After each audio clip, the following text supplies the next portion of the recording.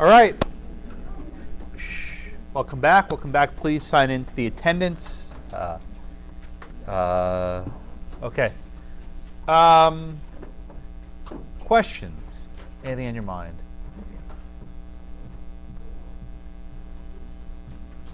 No? Questions? Anything on your minds? No? Okay. Let's start with a poll question. So I can figure out how to do this. Start poll. Okay. All right. So true or false question. Fairly straightforward. The contract of sale and the deed are different. The contract of sale and the deed are different. True or false? Shouldn't take too long.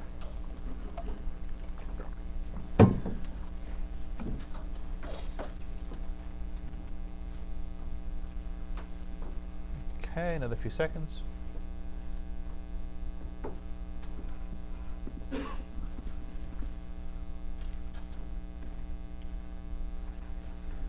Okay, we'll stop it there. Who was last class?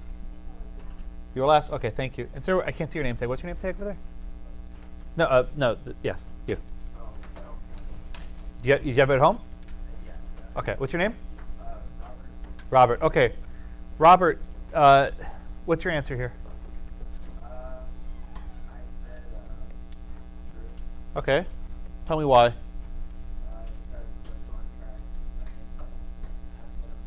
contract, Oh, you anticipate my next question. Very good. So, what's the difference between a contract of sale and a deed? the contract is more of like the term between the two parties, and it includes things like what area the land is and other types of things. Okay, very good.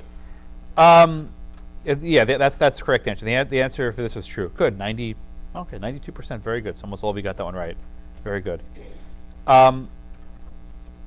You have to keep in mind as you go through this class that the deed, right? The deed is a document that you record with the county. The deed is a very simple document. It's very straightforward. It might be a page, might be a paragraph long.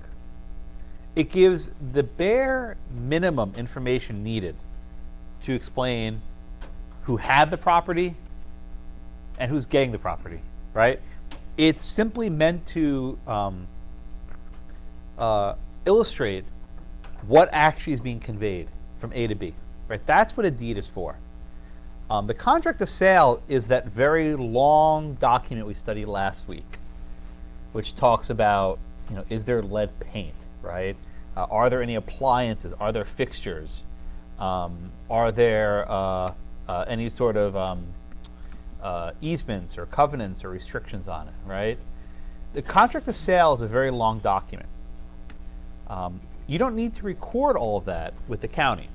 The county only cares about the very basic information: who's buying it, who's selling it, things like that. Now, was it Robert? Oh man, I see you wrote that little thing. Can barely read. That's good though.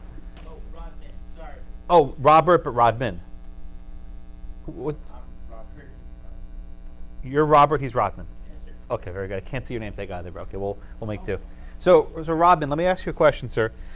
Robert mentioned a merger clause. What's a merger clause? He was exactly correct. He anticipated my next question, but what's a merger clause? Where the deed and the contract of sale are in one. Well, is it one piece of paper? What does the actual merger clause do?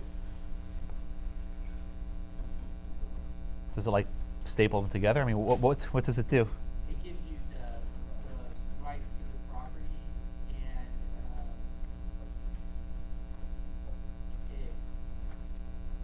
What does the word merge mean, just as a general matter? Combine, okay. So what do you think it does when you merge the contract and the deed of sale? It doesn't actually staple them together, but what does it do? it has the same effect. It's What's- it has Okay, close enough. Incorporates, right? I think you got the right track. The concept of a merger clause is it basically incorporates, or maybe folds into, if I want to use a more colloquial phrase, it takes the terms of the contract and it incorporates into the deed. Okay? Now, why is that important? It's important because of what happens if stuff goes wrong, right? When you're suing the seller for stuff that goes wrong, you have a choice. You can either sue to rescind the contract, which basically means you cancel the sale, or you can sue for violation of the deed. Now, why does that make a difference, right? Suing to rescind the contract versus suing for violation of the deed. The difference has to do with remedies, right? When you're canceling the contract, that means the sale's void, null and void. When you're suing for violation of the deed, you maybe get to keep the house, but the seller fixes stuff, right? So you're gonna have different remedies. But there's also the issue of timing, right? What if there's a defect that exists at the time you buy the house? Okay, you can sue to rescind the contract. What if the defect only becomes known many years later? Okay, then you're not so much concerned about the contract, you're worried about the deed. So keep in mind whether the plaintiff in these cases are suing to rescind the contract or they're suing for violation of the deed. I'll tell you that the courts aren't always clear what they're talking about. And indeed, sometimes they'll use the phrase marketable to refer to either the contract or the deed, right? And generally the phrase marketable, we think more in the contractual term. So this topic is a little bit confusing, more confusing than it should be, because courts often are loose with their language, and they don't take a lot of care, but I hope you guys do. Okay? So any questions so far? All right. So let me summarize the sort of history behind the deed. The simplest way to understand it, what's a deed? You're doing the deed, right? It's an act. It's an act of conveyance from A to B, right? That's what a deed represents. Before there was a deed, people had a different way of conveying property. If you remember from Property 1, the very famous, or maybe infamous, delivery of season. Remember that? With a clump of dirt, you took the little twig, the twiggle, remember that, right? That is how you used to convey property being transferred. You would go to the land, take a clump of dirt, put it in the guy's hand, and that was it. But in 1677, we have the Statute of Frauds. And the Statute of Frauds says, no more clump and dirt. To convey property, you need to actually have a written instrument. And that law made the deed a very useful device. It's something that could be delivered in an office and not in a farm somewhere. And it was something that could be recorded, right? That could actually be kept in some sort of central records office. So if you want to buy a piece of property, you could check, okay, who had this deed, who signed that deed, right? You can actually develop what's called the chain of title, right? The history of the property. A deed has a couple important aspects. Most important, who is the grantor and who is the grantee. Now, these are words that law students always confuse, right? Which is which? Which is the buyer and which is the seller? I will give you a tip. It's how I remembered it from law school. It's how I still remember it now. You have to look at the last two letters, right? Grantor and grantee, right? The way I remember it is when you say E, think of like me, giving it to me. That's the receiver, right? Or in this case, the buyer. Right? EE, remember me? That's how I remember it. The grantor is the giver, right? Giver, right? That's the seller. This works for everything. Grantor, grantee, divisor, divisee, mortgagor, mortgagee. You'll see the same exact endings, the suffixes of these words. And whenever you see EE, that's the person who's receiving it. When you see the or, that's the person who's giving it. People confuse these all the time. It's the only way I can remember them. So I hope you can use the same trick. So the deeds explain who the grantor is, who the grantee is. They describe the land. This is very useful.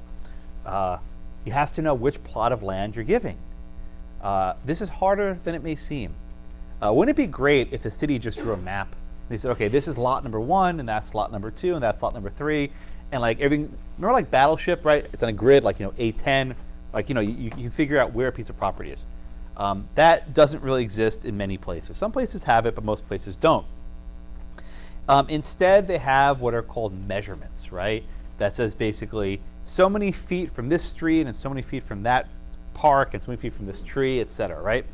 You measure the description with what are called meets and bounds, which is a sort of a funny old word, meets and bounds, which is a series of measurements to indicate where something is. Now, in the olden days, you would say, oh, it's from this tree to that rock to that stream, right? What's the problem? Trees fall down, rocks move, streams change their course.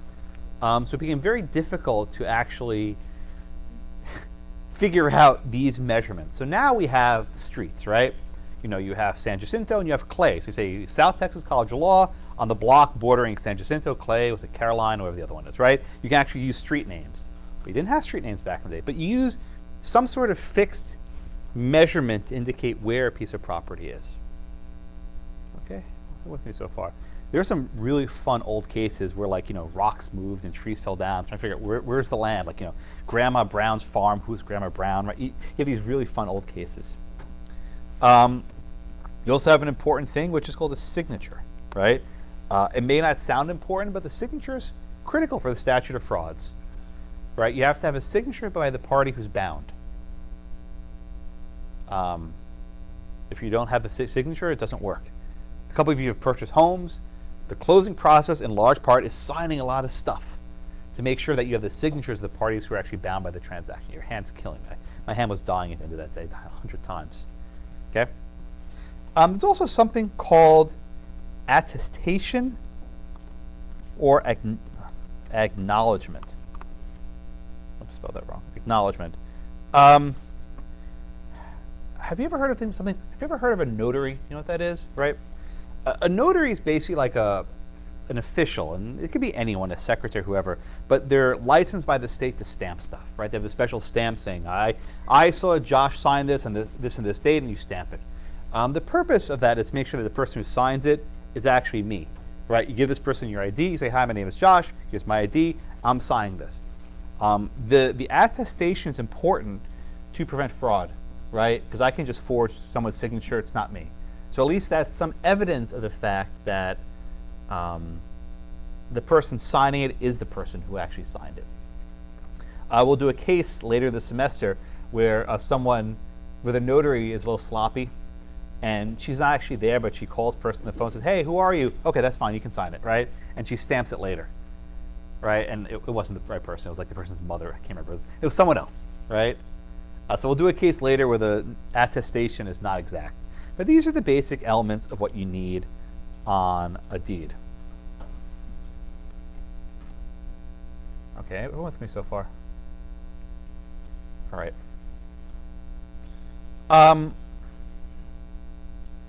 There are 3 kinds of deeds, right? And you'll need to keep these separate in your notes. On an exam, I might say you have deed 1, deed 2, or deed 3, and if you apply the wrong rules, you'll get it wrong. So you have to know the rules that apply to each of the deeds, and this requires, unfortunately, some memorization. There's really no way around it. The first type of deed is called the general warranty deed.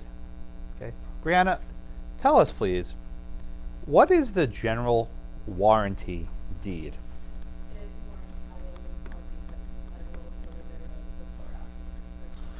Okay, so let me just take a step back. What does it? You're exactly correct. You gave me the perfect definition for the book. What does it mean to warrant title against all defects? What does that actually mean? Well, what does it mean to warrant? Use the first word used. What does it mean to warrant all the title against all defects? Well, think of it like this way, Brianna. Brianna. I'm the buyer, you're the seller, right? You're the seller. You say, Josh, I warrant everything, and you give me this deed, right? General warranty. Someone comes along and says, no, I own Blackacre. What does it mean for you to warrant the title against a defect?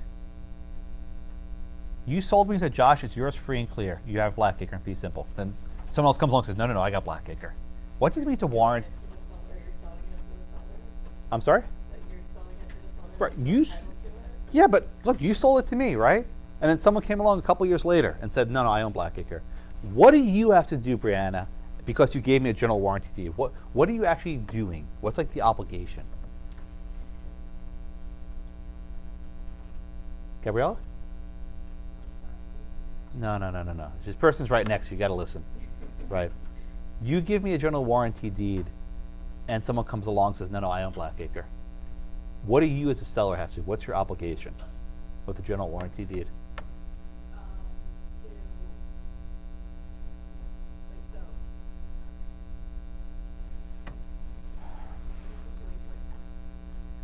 Want to try it again? Insure that? What does that mean, insure, though? Verify? What? You already sold me the property. You were wrong. You said I own. You told me Blackacre's mine. You were wrong. Someone else said Blackacre. Do you go to the records and verify it through? Who's verifying? You're wrong. We've already established. Yeah. You make it right. You have to. Then how do you make it right? How do you fix the situation? Ooh, that. Yes. The other guy owns Blackacre, right? Free and clear. He's right. Gabriella was wrong. Brianna was wrong, right? I bought Blackacre thinking it was mine and fee simple. Turns out Brianna either was mistaken or maybe she was a crook. We don't know, right? But she misled me. But I made a decision. I asked for a general warranty deed. And when you have a general warranty deed, it's the obligation of the seller to make things right, right? That's what it means to warrant title against all defects. To warrant, or like a warranty, you're backing it up. And maybe the person's wrong, right? Maybe Blackacre is mine. But the person who gives the deed has to pay for maybe the legal representation, pay for the court proceedings to actually establish that. But let's say that Brianna was wrong, right? Let's say the other guy actually owns Blackacre. I get paid back for my fee, right? Whatever I paid for the property, I get reimbursed plus relocation costs, things like that, right? It's about making the person whole. It's contracts 101, right? When you give a warranty deed, they're called either warranty or general warranty. You see them both ways. I'll just say general warranty because it sounds better. But when I say general warranty deed, the seller is on the hook for any defects that arise at the time of the transaction or afterwards. Because look at the example I gave you. There was no cloud on the title when the transaction was first made, right? The dispute only arose at some point later when a guy came and says, oh, I own Blackacre. So it's a perpetual, it's not like think of like a car warranty, 60,000 miles. No, this is a lifetime warranty, right? This is a lifetime warranty. If anyone comes along and asserts a defect in the title at any juncture, and we'll get to defects later, but if they assert a defect in the title, the seller who gave the deed is on the hook. Yeah. Oh, either one. Yeah, yeah, whoever. Yeah.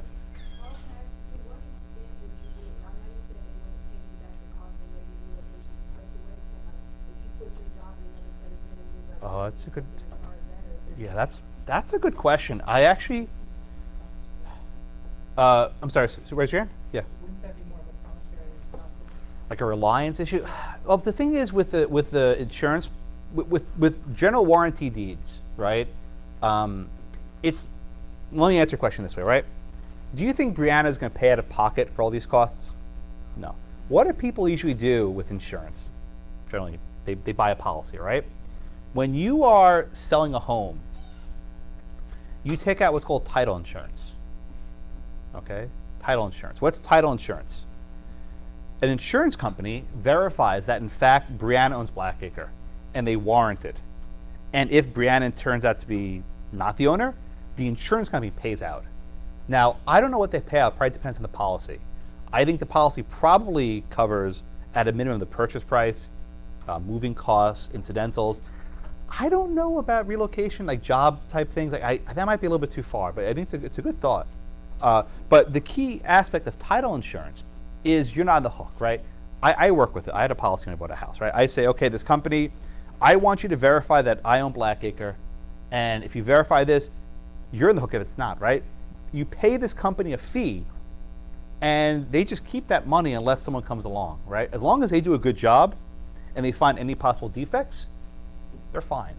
But if they miss something, let's say the clerk in the office was lazy and just skipped over a record or something, and they give you a title insurance policy, guess what? The firm's on the hook for $100,000. It's not a cheap thing. And is it Javier? Yeah. Would the suit be a breach of warranty, or would it be Excuse me.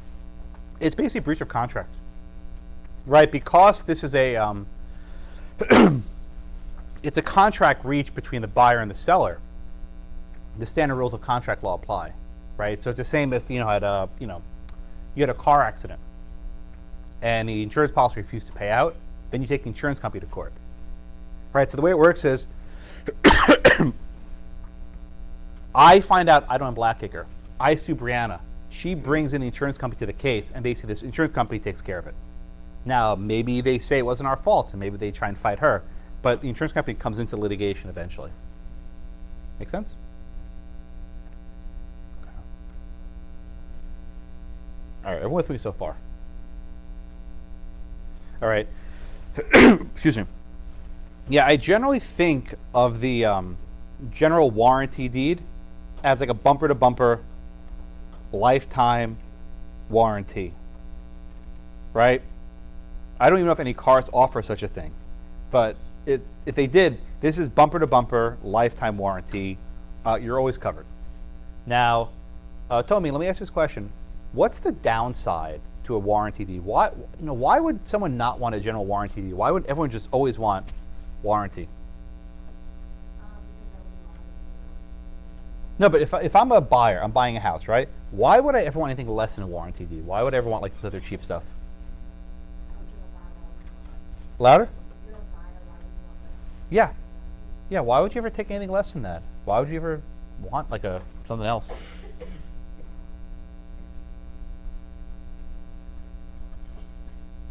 What would a buyer sometimes concerned about if you're buying a house? What's one thing you're worried about?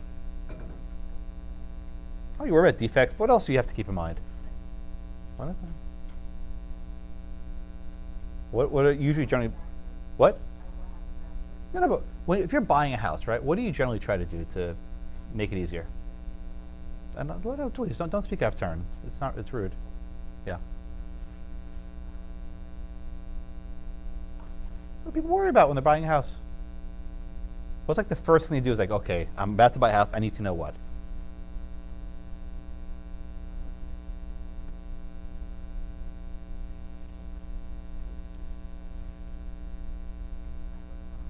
No. But before you even walk into a building, right? What do you generally try to establish before you went to buy something? You're gonna hit yourself when I say it. Cost. Of course, yeah. So I was trying to get it from you, but it wasn't. Okay, that's fine. Cost, right? Cost, right? They're expensive, right? If I want to get a general warranty deed, it's going to cost a lot more, right? Title insurance is not cheap. I mean, it's actually not that expensive. It's like a few $1,000s, right? It's not like, if you think about the value they're giving you, it's actually not that bad, but it adds money, right? But also, Tommy, I'll give you a follow-up, right? Does everyone want to have, or let me flip the question, right? If you're the seller, right, why might you want to hand off a different type of deed if you're the seller? Yeah, you may be nervous, right? If you're the seller, you may have some doubts about your property. Like, you may not know exactly what the deal is, and you may not know the history, and you're like, wow, I don't want to be in the hook for stuff, right? I don't be liable. let me try and find someone who's willing to accept a cheaper deed and let them deal with it. And let's say you're a buyer who's a speculator. Maybe you're risky. Maybe you're like, look, I can't afford this property if it was a general warranty deed, but I can probably afford it with a cheaper deed. So let me go take a risk, roll the dice, see what happens, right? If someone shows up, okay, I'll deal with it later. People do this, right? People might go to an auction, right? A public land auction. You get nothing at an auction. They give you no guarantees at all. We'll get to that deed in a minute, right? And you say, look, I can buy this property on pennies on the dollar. Maybe it's not mine, but whatever. It's worth an investment risk, right? So people are, and look, you have adverse possession, right? You buy the property at the auction, you stay on it for 10 years, true owner doesn't show up, it's yours. So, I mean, there are values to buying property on the cheap, but the general warranty deed ensures this doesn't happen. Okay, everyone with me? Any questions on the general warranty deed? So again, if I give you an exam question and I say general warranty deed, you need to know what that means, that there are rules that go along with that. Natalia? What's a special warranty deed? This is the second kind we have. We have general warranty, and we got now special warranty deed.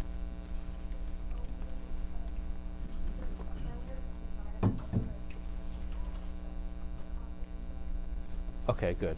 A special warranty deed, think of like a limited warranty on a car, like the, it only covers like the powertrain or the engine or whatever it happens to be. The seller, the grantor, only warrants his own acts, right? So let's say he did something, right? Let's say he engaged in fraud and he sold black acre to two people. Okay, he's on the hook for that. But let's say his predecessor, right, the guy he got it from, engaged in fraud, right? Let's just use me, right? I buy a house and then I sell it to Natalia, right? But then the guy I bought it from was a crook and also to John, right? The special warranty deed means you're only liable for the acts of the grantor, right? With a general warranty deed, here's the key, you're liable up the chain. So if I bought my house from a fraudster and I sold it to Natalia, with the general warranty deed, I'm liable, even though I didn't know I got frauded. But with a special warranty deed, I'm only liable for my own acts. And even if I know that the guy who gave it to me was a fraudster, the deed doesn't cover that. The courts would say, well, you should have negotiated for a general warranty deed if you weren't sure, right? You can't rely on the courts to rewrite your contracts. If you negotiate only for level X, the courts will not give you level Y of protection.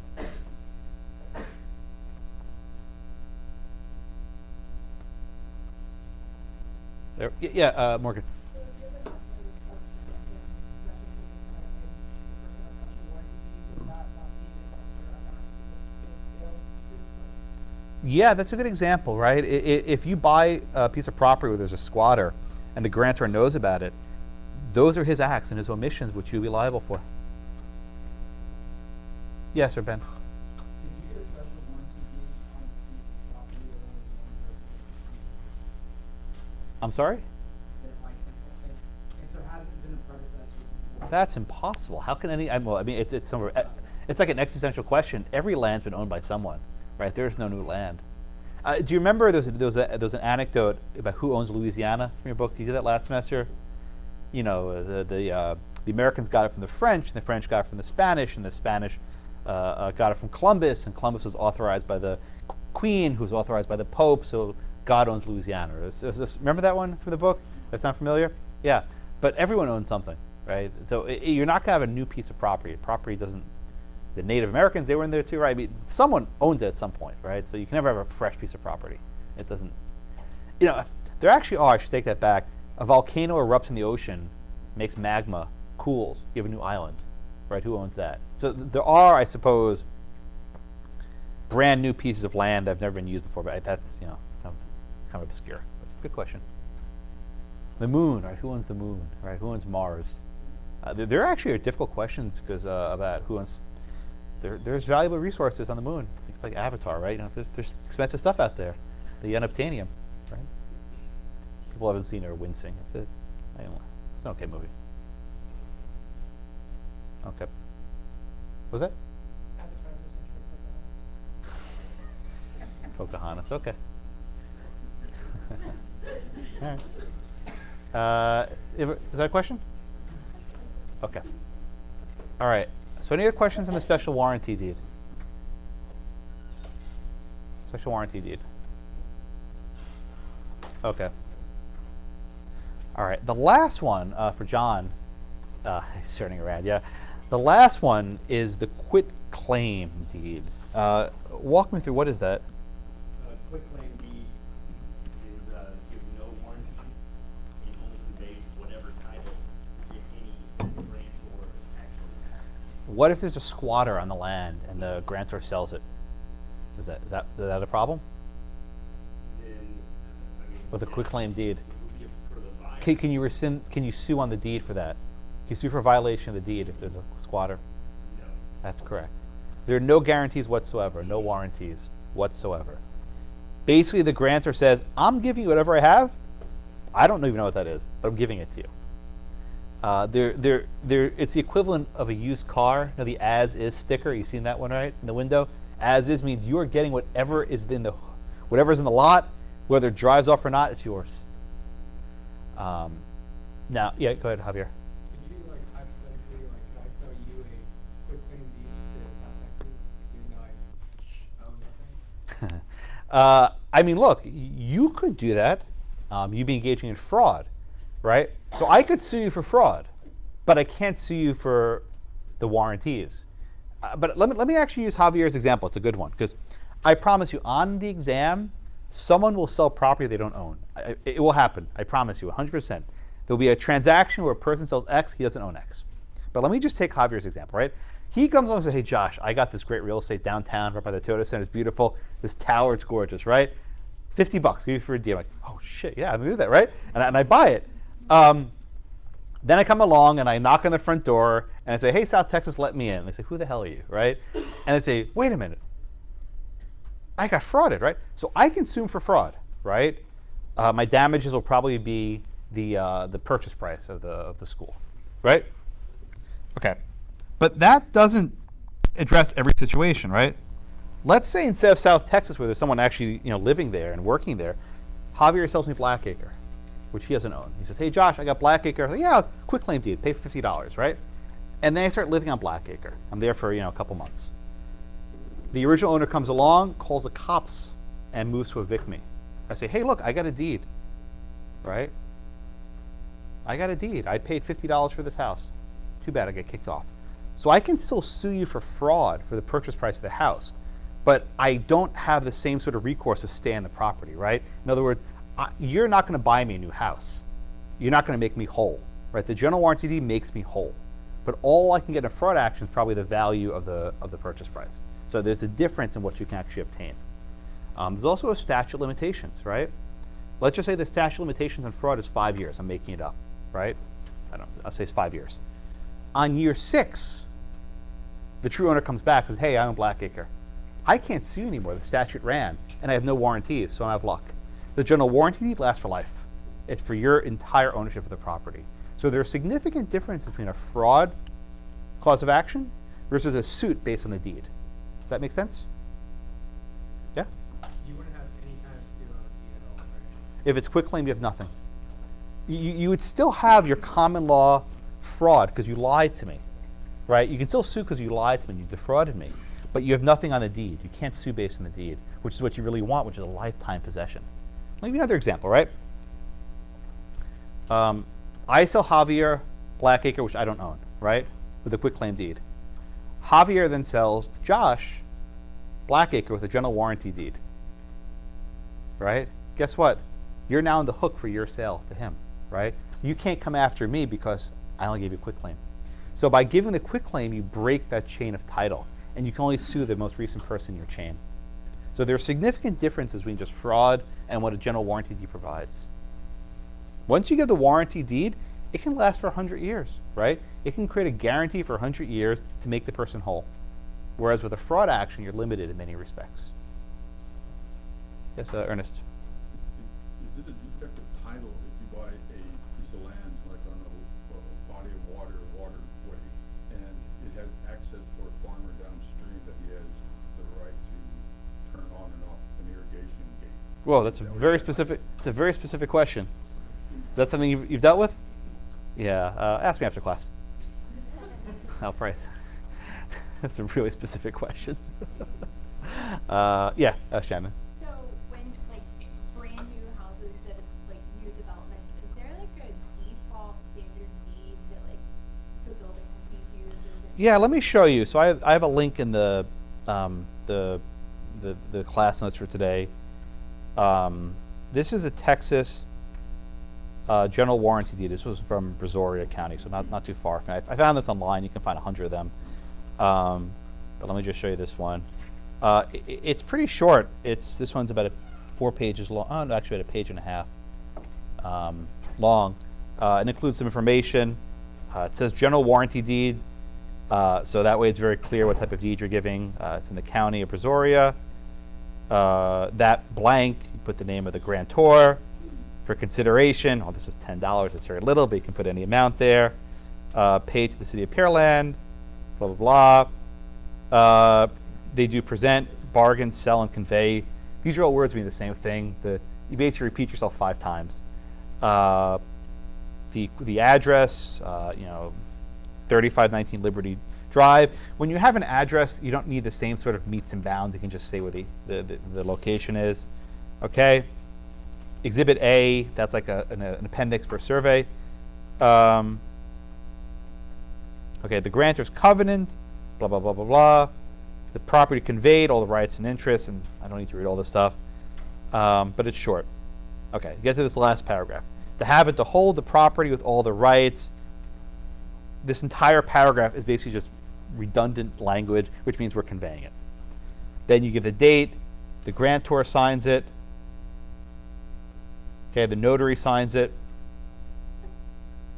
and then the county signs that they received it.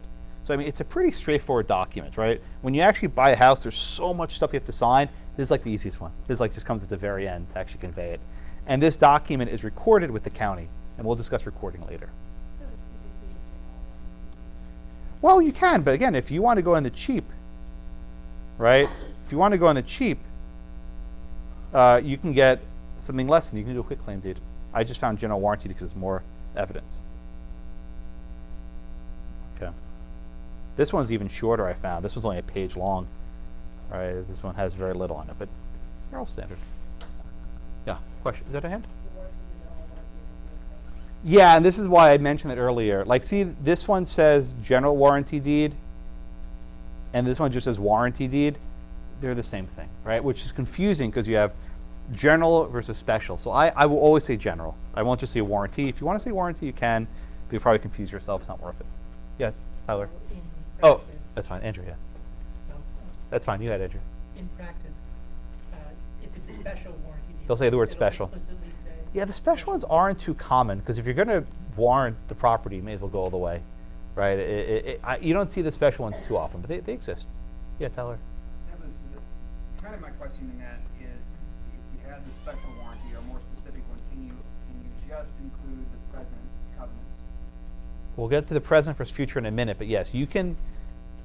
We're in contract land, right? You can contract for whatever you want.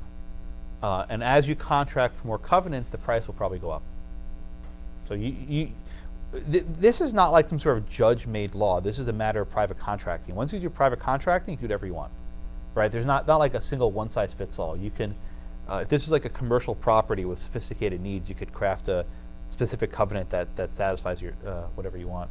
And in there, in the case that like we're looking at right now, where it's there was a city, I mean that's a municipality, but if it's a county or something doing a right of way, is there any immunities? And what would be the recourse? I'm sorry. What do you mean? So are you talking about an easement? If the county sold you a piece of property or something like that, and they general warranty it, are they? The county. Okay, so are you talking about like an auction, like a property sale, like a foreclosure sale? Yeah, like right, like a foreclosure. Okay, so the counties will often have foreclosure sales. So let's say someone doesn't pay their property taxes, and they just disappear, and the county seizes the property. They put it up for auction. They put it for sale. Generally, when the county is selling you property at an auction, it's a quitclaim deed, right? The county is not going to insure you because they don't really care. They just want someone to own it to pay property taxes on. They're not looking there to try and make a profit. Yes, von Valkenburg, exactly. In the first case, von Valkenburg, he bought the lot, the little triangular lot, at a property sale, at an auction from the county or the city. And he probably got a quitclaim deed. He didn't do any sort of title search on it. The county, I mean, the reason why the county has these sales is that property must be owned. This is why someone asked me about new property. Property always must have an owner, right? You can't abandon property. It's not possible. If you walk away from property, it's still yours. You can't like relinquish it. It has to be transferred to someone else.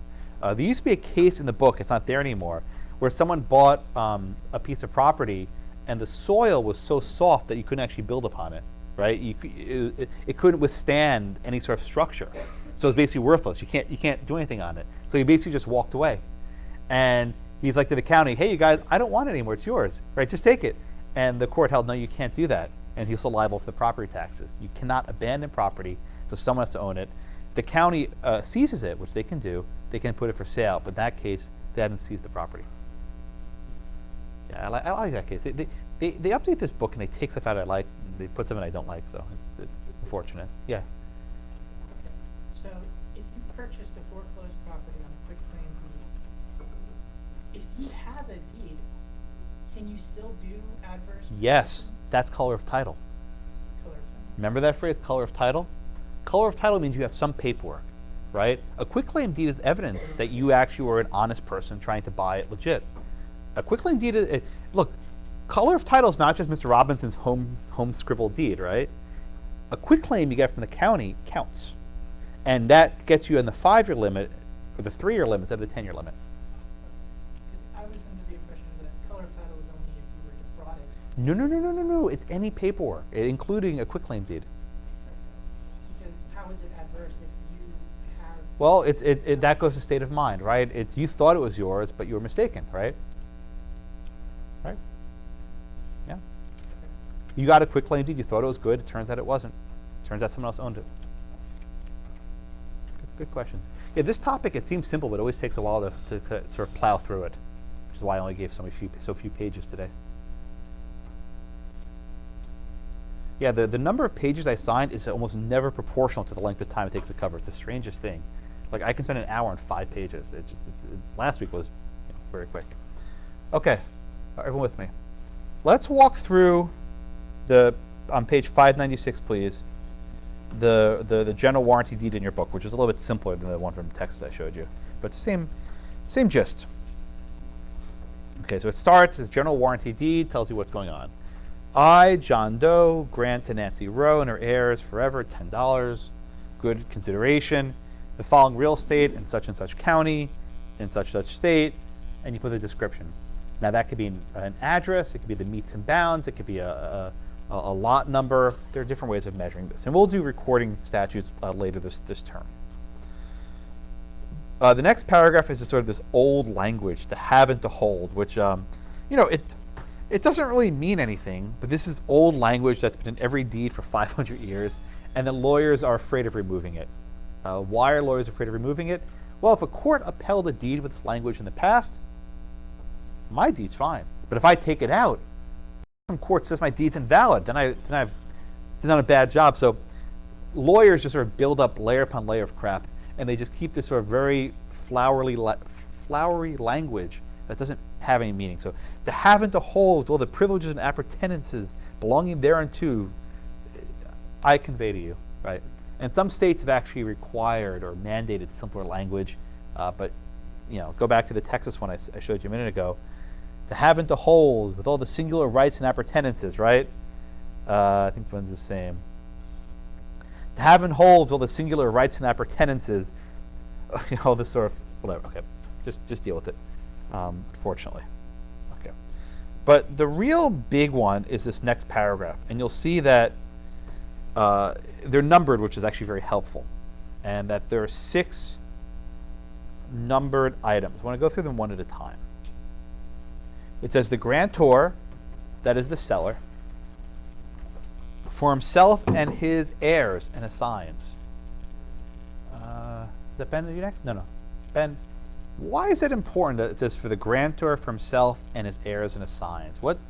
What's significant about that language?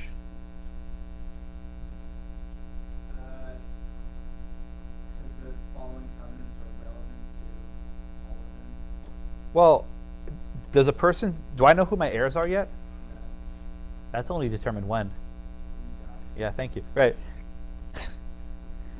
The grantor is basically saying, look, I'm giving you this warranty, not just for me, but when I die, or if I assign my interest with a third party, right? That's why it's a lifetime warranty. It really goes beyond life. With the special warranty deed, it's only my own errors, right? It's limited to me. But this is saying that not only will I warrant you, but anyone in my chain of title will warrant you. Ben? Yeah, so if anything goes wrong, they can still go back and sue your heirs if you die. Right. But Ben, let's talk about it like this, right? I'm selling you Blackacre, right? I sell you Blackacre, and then you sell Trevor Blackacre. Who can Trevor sue? For? Okay, so Trevor, you're pointing to Ben, right? Okay, so Trevor, you sue Ben, and you say, Ben, there's a problem. But Ben, who do you sue then? Come back to me. You go up the chain, right? That's the way the general warranty deed works, right? I committed fraud and I sold Ben Blackacre. I was fraudulent. He didn't know. Ben then sells it to Trevor, who's an innocent bona fide purchase for value. He has no idea. Trevor's like, what the hell's going on? I'm going to sue Ben. I don't know who Josh is. I've never dealt business with Josh. But Ben sues Josh, right? Because I started the chain with a warranty deed, it goes all the way up. So you can sue someone, right? By giving this, I'm saying no matter how many times Blackacre is sold, it can always come back up to me, right? I am the sort of the source of the warranty. In reality, Trevor will just say, oh, Josh's insurance title was given by such and such firm, I'll go to that firm. Cut to the chase, but you could sue Ben, Ben could sue me, it goes up the chain. Everyone with me? Okay. So it says the grantor for himself and his heirs and assigns, so whether I'm dead or my son or my grandson, whoever it is covered. Okay, what am I actually warranting? The first one, that the grantor is lawfully seized in fee simple of the premises. This first element is known as the covenant of season, or season if you want, right? The covenant of season. I like season better because season sounds like the winter, summer. So I say season, but people get mad when I say that. The covenant of season or season. Trevor, what does that one mean? The covenant of season. It's saying that he was the lawful owner of fee simple. And just remind us from last semester, what does it mean to own a property in fee simple?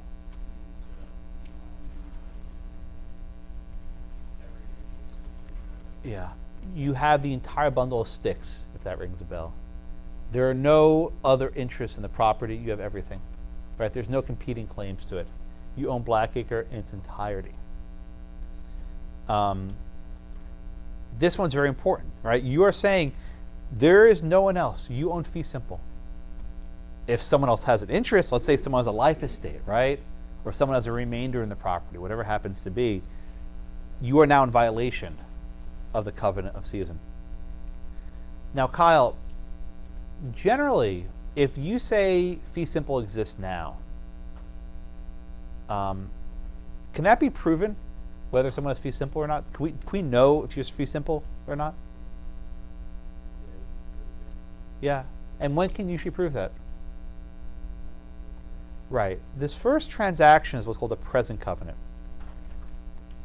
Right? And the reason why it's called a present covenant is you can determine at the time of the sale if there is a superior owner, right? You can tell if there's fee simple right away. Now maybe something happens down the road that changes it, but this is a present covenant to determine if there's fee simple. Okay? Everyone with me? All right, so the next one, number 2, that the grantor has a good right to convey the fee simple. This is called the covenant of the right to convey. The covenant of the right to convey. Matt, what's the thinking behind this one? Right? Why is this different than number 1? Why are 1 and 2 different? Seem awfully similar. if you have fee simple, can't you convey it? Yes. Not always, right? They are very similar, but there might be some instances where a person has legal title but can't convey it. So, for example, a trust, right? Maybe my mother leaves me Blackacre to own in fee simple, with the exception that I can't convey it. Now, is that fee simple? You had a case in that last semester, you probably don't remember it, but there was a big discussion over whether a restraint on alienation violates the rules of fee simple, and courts divide upon this. So this is just touching on the basis, saying, you know what, I can convey it. It's sort of redundant, but not exactly. Yeah, is that a hand? So how would that apply to like gas? To what? Like oil and gas. So you have the service owners and you have the mineral so would it still apply? Well, the deed will describe, are you selling the surface rights or the subsurface rights? Or the deed specifies what you're conveying. If I own the surface of Blackacre but not the subsurface of Blackacre, I can't convey the subsurface rights. I see what you're getting at. Yeah, but they're two totally separate properties. They're not the same interest. Everyone with me?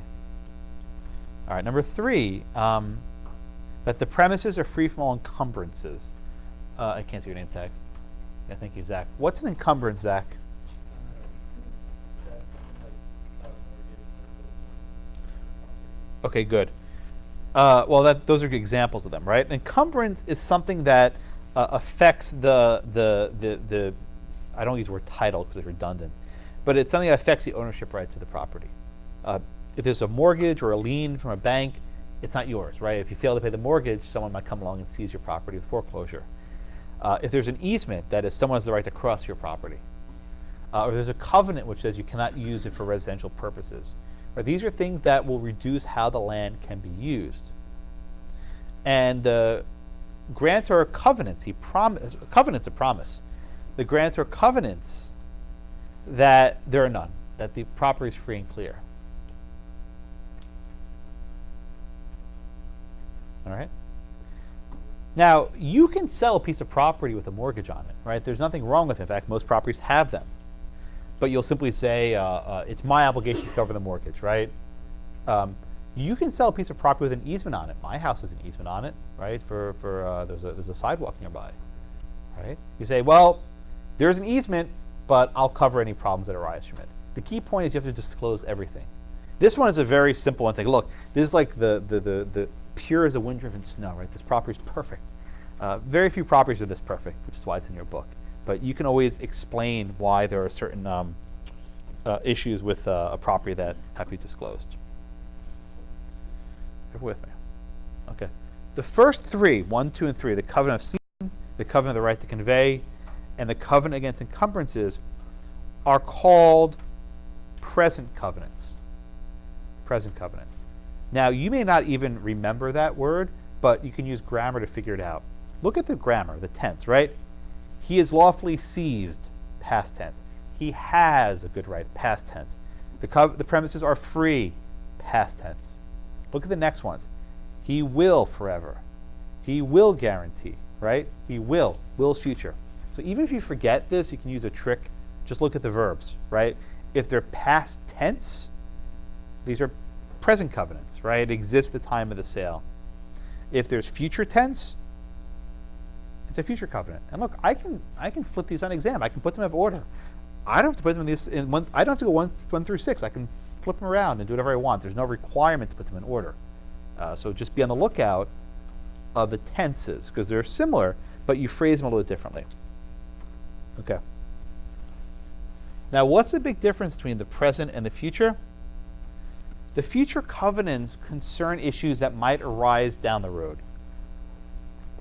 All the problems with the present covenants exist at the time of the transaction. But the future covenants concern issues that might arise at some point in the future. Right, some point in the future. And it might not even be you owning it. Maybe it's someone you sell to later. Okay? So let's look at number 4. Okay, it says the grantor and his heirs and assigns will forever. Just look at that language, right? The grantor, that's the seller. The grantor's heirs, and the grantors assigns as a person he might sell his rights to, will forever warrant and defend. Forever. That goes on indefinitely. Every person lawfully claiming the premises or any part thereof. What does that mean? Is that Alyssa? What does number 4 mean?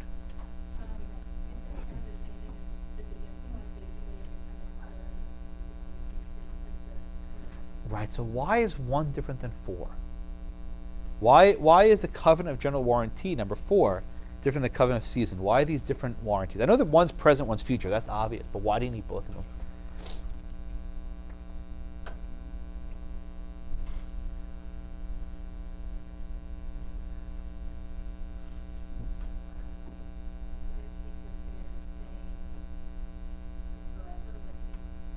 Well, why can't you just always sue based on the present covenant? Why do you need this other one, this future covenant?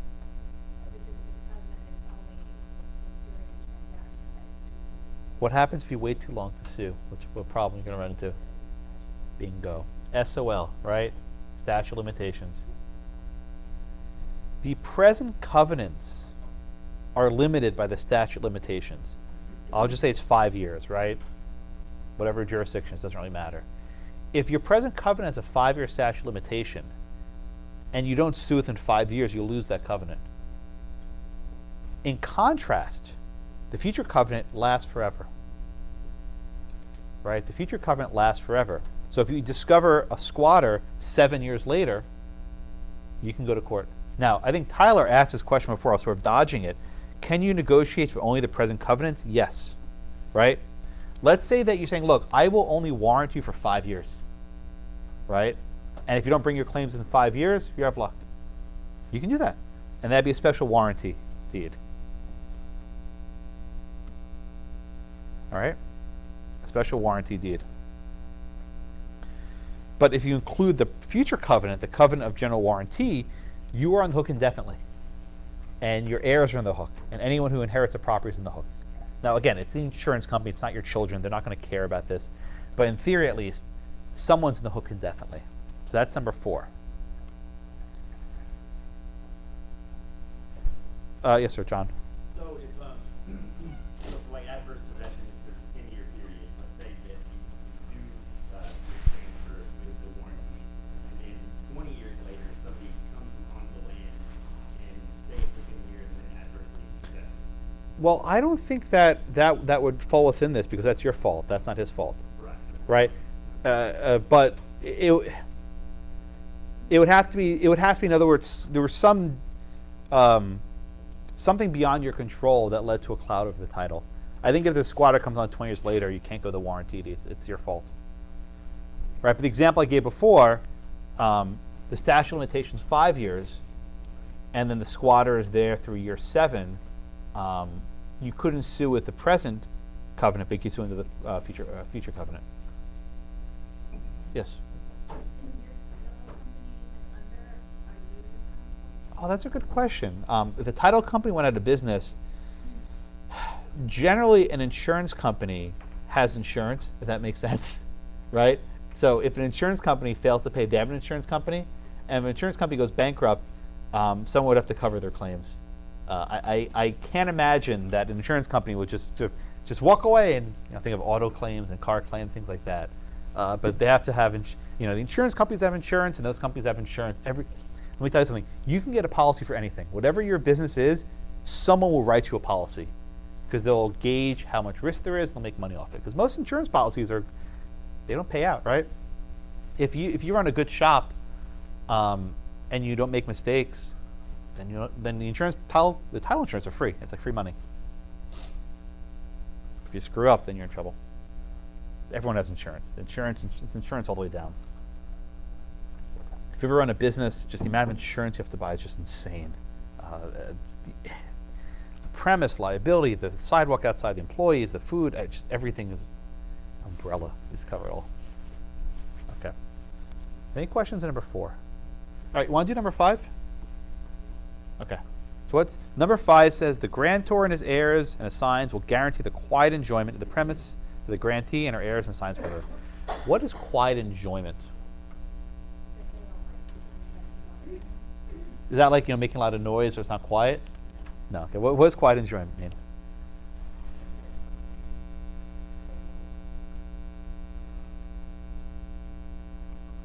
Use a synonym for bother, because bother is like, you're making a lot of noise.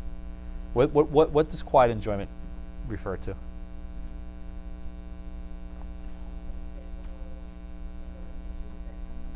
Okay, good, close enough. Yeah, no one will disturb your possession. That's the phrase we use. They'll disturb your possession by someone claiming they have superior title.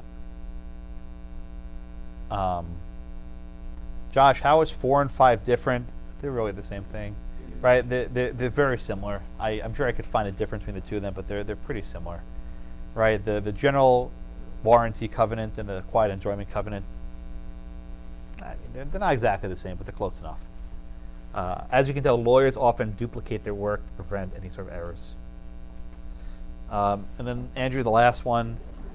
The grantor and his heirs will, on demand of the grantee and his heirs, execute an instrument necessary for the further assurance of the title to the premises that may be reasonably required. What's going on there? This is that standard issue, there's an issue with the title, they're responsible for producing those documents that would fix that. Yeah, it's just it's a duty to fill out paperwork, right? We had so much stuff to sign when we bought the house. My God. And let's say we're missing a document, and you only find out about it a couple years later. This future covenant means that the seller will do his best and reasonably comply to provide whatever documents you need. Okay, everyone with me? All right, so you have to keep in mind if it's a present covenant or a future covenant. The present covenants can only be violated at the time of the sale. And then you have a period of limitations, 5 years, whatever it is, to bring suit. The future covenants can be violated at any point in the future by you, your heirs, anyone can bring the lawsuit. But you can't bring it until there's a breach, right? You can't anticipate. Like, let's just say that someone comes along and says, hey, I think I own Blackacre. You can't sue yet. You have to actually wait for someone to sue you first. It's this weird waiting game, right? You can't preemptively sue the grantor because there's some sort of floating issue. You have to actually wait to be challenged, which, sometimes you may not want to wait. You may want to go to court first. So it's sort of you have to wait to be sued to get there.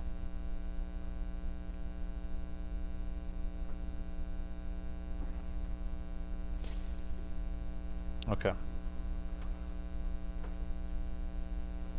All right, questions on that?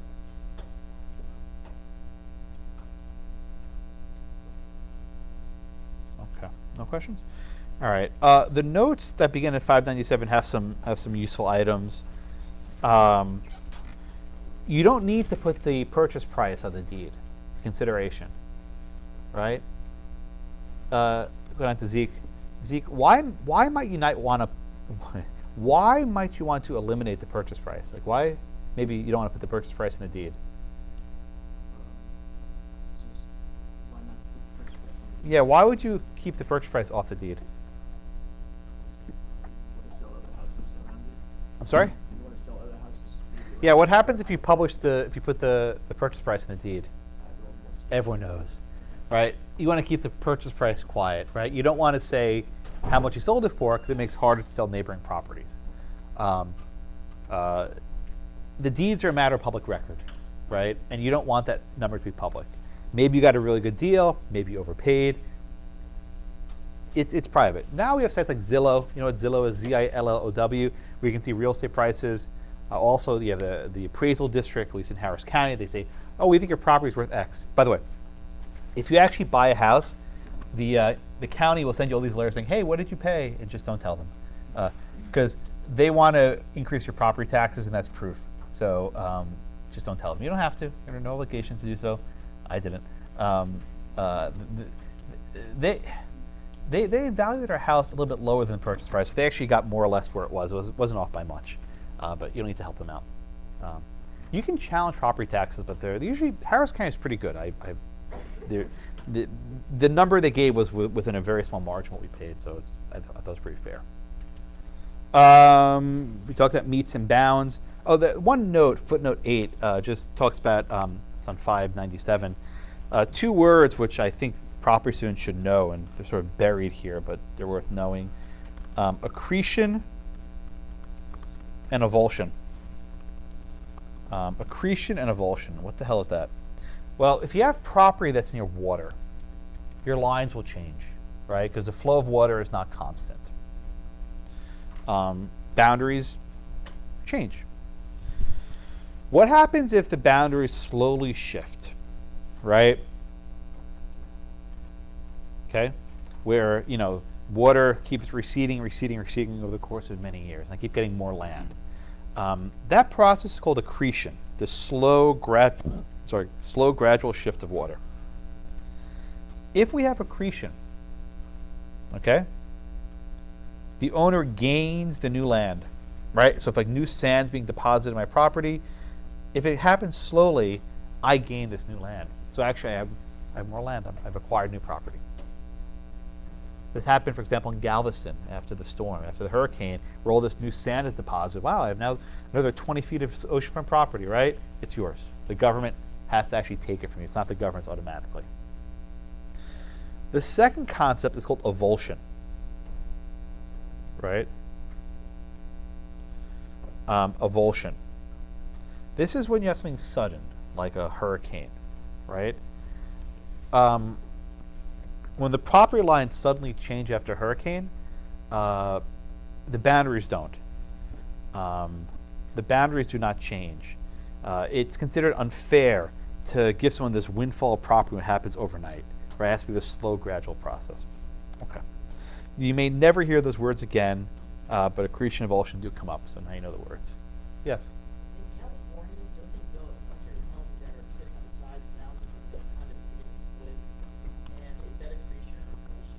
If you kind of know that you have a home that's subject to the property, possibly going into the water, or Well, but accretion doesn't refer to a house; it refers to the actual land.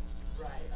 Yeah. So I'm not exactly sure what you're referring. I mean, So if you have a piece of property and just a hill and it oh, the entire like property slides into the ocean. There's a erosion that's occurring and it's moving and it's So not just the house, but the entire cliff falls into the water. sure. Yeah. Jeez, that'd be pretty bad. Yeah, I mean, man. Yeah, I think that'd be avulsion. Okay. Yeah, I think you're also in trouble. I mean, you see these houses that are built overlooking cliffs, and the cliff collapses, and your house is in the water. It's not people die. It's actually quite bad. Okay. Any questions on this so far? What else? One small con law connection. I assume you've done Marbury versus Madison so far. You know the phrase "signed, sealed, delivered," like the Stevie Wonder song. Anyway, it comes from property, right? That there were requirements to have a finalized document. You had to sign it.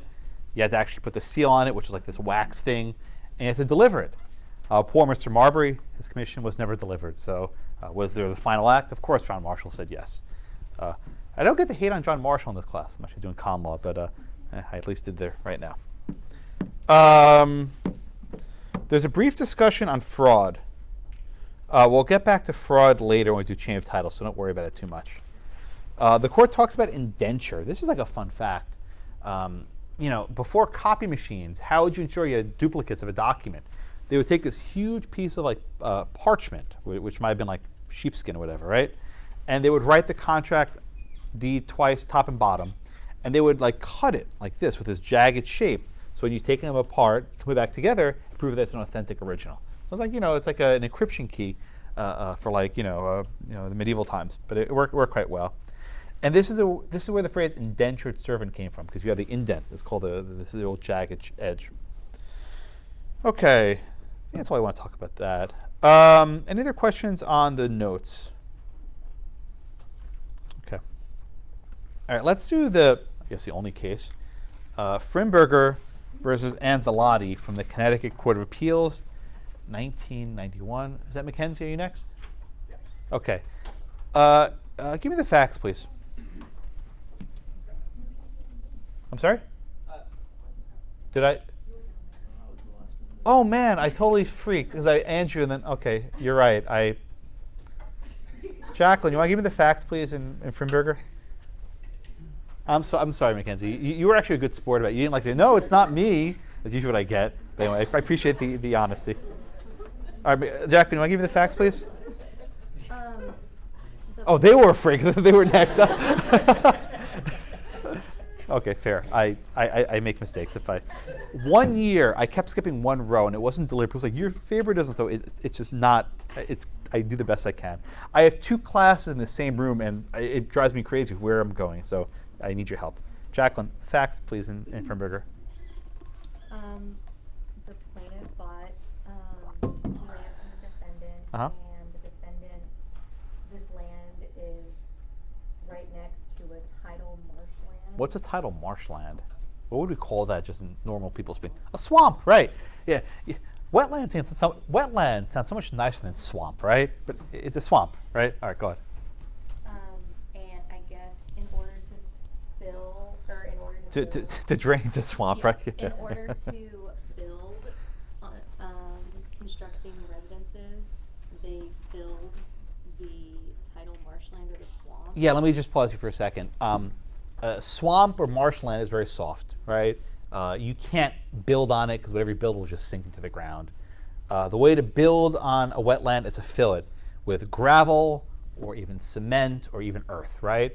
In fact, Manhattan, been to New York City, most of Lower Manhattan was actually filled. They actually just made more island, and they filled dirt in the ground. They basically made land. Ellis Island did the same.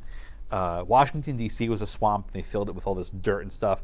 So you have lots of places that are filled with land. But environmental laws say we cannot do that. They say they have to preserve the wetland. Okay, but did they follow the environmental laws here? No. Okay, what happened? So the original owner, Paul, built those. Did he tell anyone? No. No. Okay, go on. And he transferred the property to the defendant by quitclaim deed. Okay, good. Let me just stop you right there. Okay, so we have the brother Paul, right? He filled the land. He basically put, earth or gravel or cement or whatever it was in the earth to build on it, and then he gave it to Anzellotti by a quitclaim deed. Now, Ernest, what was the significance of the fact that Paul gave Anzellotti the land by quitclaim? Well, it's like we were talking about before, there's no liability that you can't go back and sue for damages. Good. There's no guarantees, present or future, right? Now, Ernest, let me ask you a follow-up. What should Anzellotti have, been thinking when he gets this quitclaim deed for land in the swamp? That there's something wrong. There's something wrong with it, right? The rules about having land by a wetland are very difficult, right? There's a lot of rules you have to follow, a lot of rules. He should have known that maybe something was up. What? We don't know exactly, but just something was a little bit off that they were conveying this quitclaim deed. But then he made a mistake, right? So Bobby, Anzellotti got it by quitclaim deed, right? But then he sold it to Frimberger. What kind of deed did he give Frimberger? General warranty. Aha.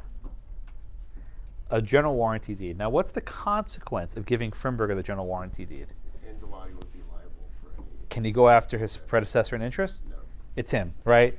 The quitclaim deed breaks the chain. So whatever defects that could arise would be solely the responsibility of Anzellotti, right?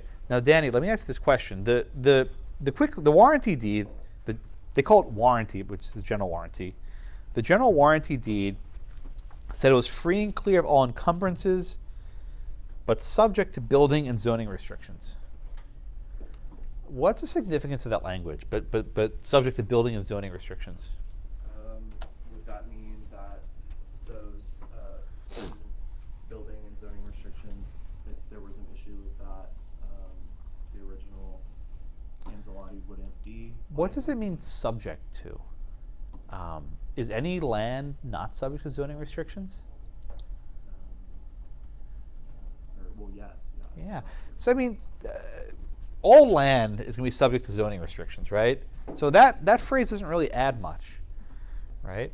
But we don't have a situation here where it's simply subject to zoning restrictions. We have one where apparently they're in violation of those restrictions. Emily, is there actually a violation of the restrictions? I believe it did violate the DEP regulations. And how do we know that? Because they did some surveying of. But did the government actually make a finding that the property was in violation of the law? This is actually the part of the opinion that drives me nuts, but I'm going to play dumb here for a minute. I guess they didn't come out and say that it was a direct Yeah. So we have a situation where a survey was done, and the engineer said, hey, you're in violation of this wetland law. Okay. Then they get this very nice letter from the government, right? It's never good when you get a letter from the government, right? They get a letter from the government saying, hey, we heard we have some problems here. Can you please explain to us why you need this construction? Give us a letter. Now, Kaylee, what do you think is going to happen in light of that letter? You think the government will suddenly say, oh man, that was persuasive. Okay, keep your cement-filled wetland. No. No, what do you think is going to happen here? They're most likely going to say, yeah, you're in violation. And then what are they going to do? They're going to. What does government usually do when there's a problem?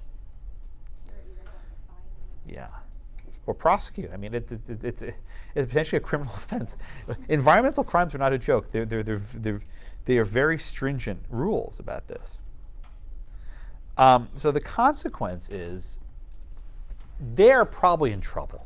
They're not in trouble yet, but they're probably going to be in trouble. Okay, so what does Frimberger do? They get this letter saying, oh crap, we're in trouble. Aha! I have the golden ticket, right? The general warranty deed. I have my ticket. Not my problem. Screw this. Not my problem, right? So Sharissa, Frimberger goes and sues Anzellotti and says, hey, warranty deed. Bail me out. Make me whole. Fix me up, right? What happens? Yeah, sure. Start there. So they found that the defendant breached the warranty. Okay. The plaintiff got damages. Okay. And then what happens in the Court of Appeals? They reversed it. Okay, why? Because we have quitclaim warranty, not I'm sorry, louder? the quitclaim warranty instead of the general. But the plaintiff in this case, Frimberger, had a general warranty deed. Who cares about the quitclaim?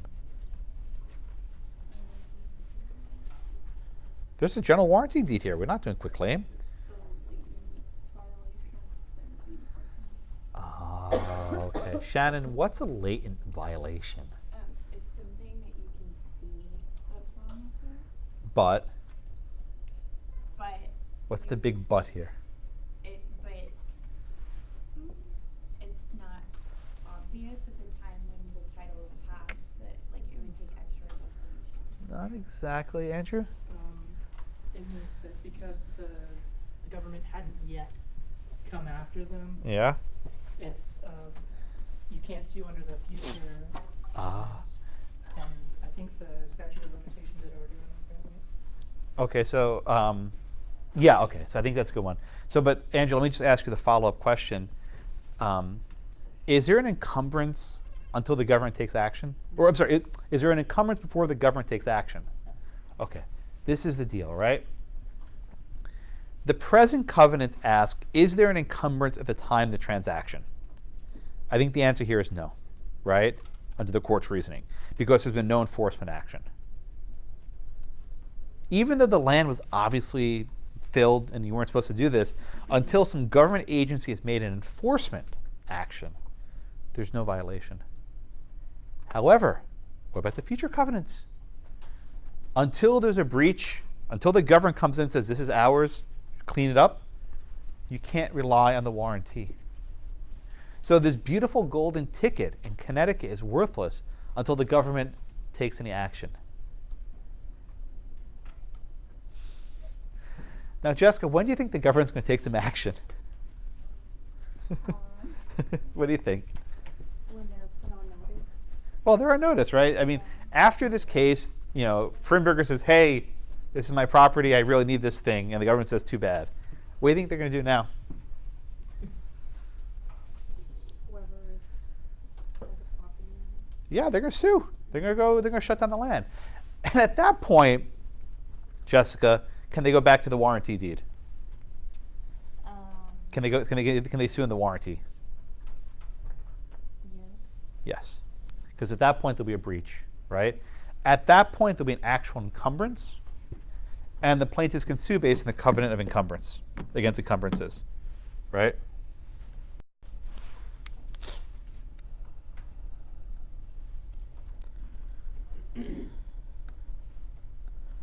Everyone with me? Right, so you basically have to sue on the present, to sue on the covenant against encumbrances, you have to wait for some sort of government action and enforcement of some sort. You can't prematurely sue. Everyone with me? Now, Maria, let me ask you a question. Let's talk about marketable title. All right, this is a concept we talked about last week. Remind us, what does it mean to have a marketable title?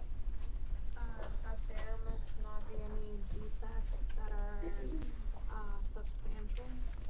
But specifically, what are you worried about with a marketable title? What are you trying to avoid? Bingo. Was the title here marketable, Maria? Yes. Well, but the day he moved onto that land, right, wasn't there a risk that he might get shut down by the government and sued in court? So how is the title marketable? How is the title marketable? How is the title marketable if the day he walks on that land, he's now liable to a fine from the state?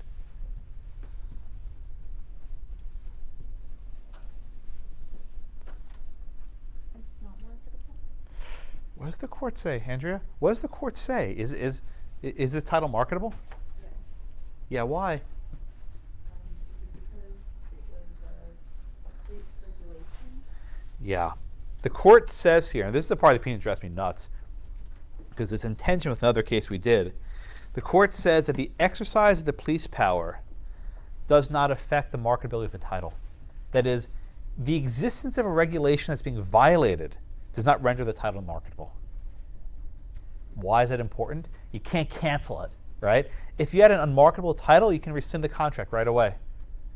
But because they say the police power, these regulations do not render the title marketable. Yes, sir. I'm having a hard time. Can you help me close the loop with Lohmeyer? That was my next question, right? You can take. Laura, you want it? Okay, that's fine. So remind us the Kansas case, right? Remember there were like no periods, this long, yeah. So remind us what was the issue in Lohmeyer there, Tyler? That during contracting, it was in the contract of sale phase prior to closing, that there were two encumbrances, one private, one municipal. The existence of encumbrances or violations of zoning nature don't make a title unmarketable. It's the violation. Right, so that was the case, if you recall, that said you have to have a two-story house, there's only one story, and then you have to have so many feet set back from the street, right? And the court said there that when you have a violation of an ordinance, a zoning law, that was an encumbrance in the title, okay? But here they're saying it's not a violation of the deed. Now, here's a difference for Tyler and everyone else. Lohmeyer was based on the contract of sale. Lohmeyer was based on the contract of sale. This case was based on the deed. And I told you at the beginning to keep those documents separate, right? Lohmeyer was based on the contract of sale. This case was based on the deed. Why is this significant?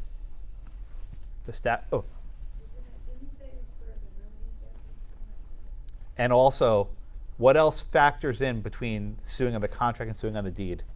What's the other important factor? Statute of Limitations, SOL. I think, I'm not sure if this is in the case, he may have been barred by the statute of limitations to sue in the contract. It might have been too late. I don't think we mentioned that, but that's my working assumption, right? So if he could have sued in the contract to rescind, he would have. He couldn't. Instead, what did he sue on? The future covenant in the general warranty deed, right? And because you are no longer suing, there are different rules, right? The rules for marketability of title in the contract, at least in Connecticut, are different. Now, I'm with Tyler. I think these opinions are in tension. I don't know why it should be a different standard for one and the other. I have no idea, right? If it's not marketable for one, it should be not marketable for the other. But what do I know? Now, you can imagine why the Connecticut courts reached this conclusion. If they held that the contract could be rescinded, then basically anyone who buys land in a wetland is probably in violation of the law, right? All these people are breaking the law. This will lead to a lot of uncertainty. So this rule makes certainty. If you buy property in a wetland, you better be on notice. You're probably breaking the law, and you can't rescind. That's the best way I can square. Does that help a little bit? Okay. So the upshot here is that the Connecticut court adopts a ruling from New Jersey. And what does New Jersey do? They reverse the common law. That's all they do. That's all day, every day, reverse the common law. And that's what they do here, right? So the fact that you're in violation of a municipal ordinance does not render your title an encumbrance unless the government takes action to enforce it. Now, they're going to come down on him, right? They're going to fine the crap out of this guy, right? So he just went to court, litigate all the way, lost. They're going to fine him, and he has to go back to court to recover from Anzellotti. Not very satisfying case. Okay. So ultimately the court holds that this title was marketable, which I think is wrong, but that's what the court holds here. Okay.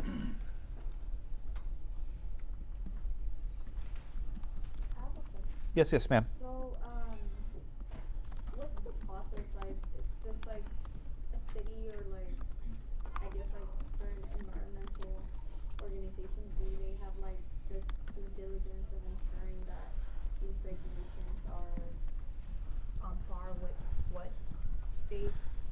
Are you asking who has the obligation? Yeah, I guess. Unfortunately, the answer is you, right? If you're buying property near a wetland, you should be very nervous, right? It's why buying beachfront property is a very risky proposition. There are all these additional rules involving water and endangered species. Like, I mean, I get in trouble for this one, but you know, if an endangered species pops up on your land, you've just lost the value of your property. You can't get rid of it. You're stuck. I had a professor in law school who, I always get in trouble when I say this, he would always joke, what do you do if an endangered species walks on your property? Bury it. Because your property's not worthless. You know, people say, oh, how could you, Josh? It happens, and you lose the value of your land. You can't sell because no one's going to buy it because you have to disclose there's an endangered species habitat. And even if there's no species on there, if an endangered species like travels through your land once, you may be tarred with it also. It's not the answer you get in every class, but so I went to George Mason for law school. All right.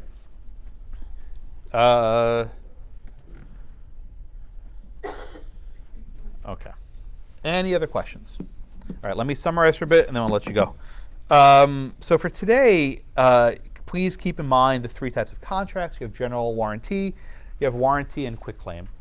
With a general warranty deed, pay special attention to the future versus the present covenants. This case illustrates the key distinction. Because of the statute of limitations, you have only so much time to sue on the present covenants. Otherwise, you're stuck with the future covenants, and those aren't always as protective. Okay. In class on Tuesday, the 10th, we'll talk about delivery of deeds and how to actually convey it in property. Okay. Any questions? All right, I'll see you all on Tuesday. Thank you very much.